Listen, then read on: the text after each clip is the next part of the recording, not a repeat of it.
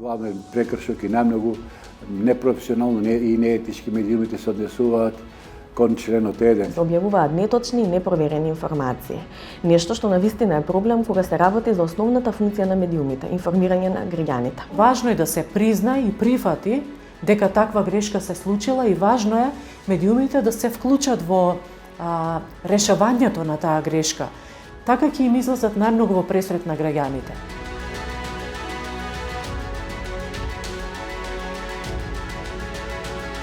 Доколку медиумите не успеваат во својата првична и примерна мисија да информираат вистински, тоа значи дека навистина зборуваме за еден пораст на македонското новинарство. Но исто така значи дека и потребата од саморегулацијата станува се понеопходна.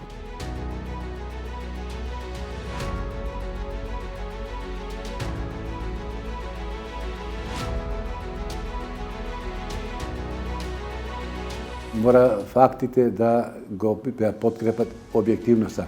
Не може со нечие мислење да се кажува одредена работа ако тоа не е подкрепено со факт. Освен што се подзаборави на правилата на професијата и се информираше на сензационалистички начин, како и да се побегна од хуманоста во информирањето, без да се почитува туѓата болка и жалост, без да се води сметка дека одредени информации, одредени содржини може да ја вознемират јавноста, може да предизвикаат паника. Дали граѓанинот, односно засегнатото лице за кое што се објавуваат информации и податоци во медиумот, е дел од приватниот или дел од јавниот живот?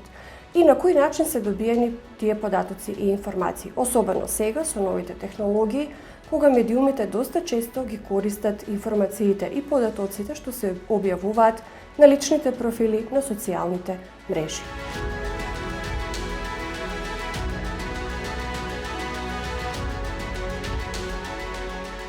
Токму порталите се тие кои што го нарушуваат членот 1, кои што не даваат точни и кои не даваат објективни информации.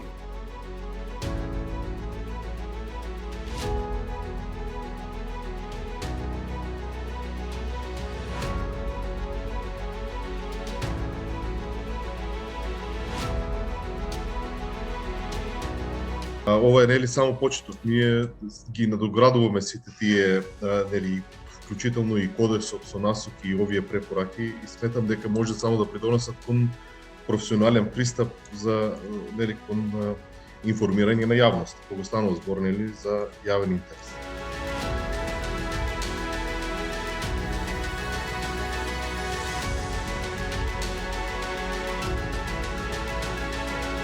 Се работи за чувствителни категории, значи кои што на некој начин на медиумите им налагаат да ги почитуваат општо прифатените стандарди и очекувањата на публиката за медиумските содржини во врска со заштитата на децата.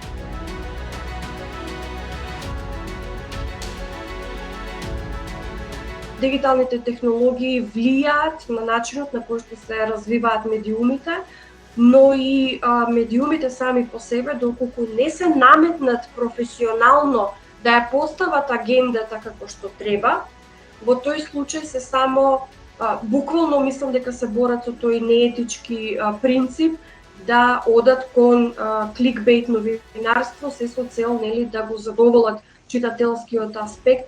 Се обидуваме да и покажеме на јавноста, на граѓаните, како да ги препознаваат и критички да ги проценуваат содржините кои што во себе содржат некаков вид на манипулација, пропагандно информирање, сензационалистичко информирање. Советот за етика останува отворен и праќа апел до сите граѓани, до сите невладини организации, до сите институции, воопшто до целата јавност да реагира секогаш кога ќе забележи повреда на некој новинарски стандард.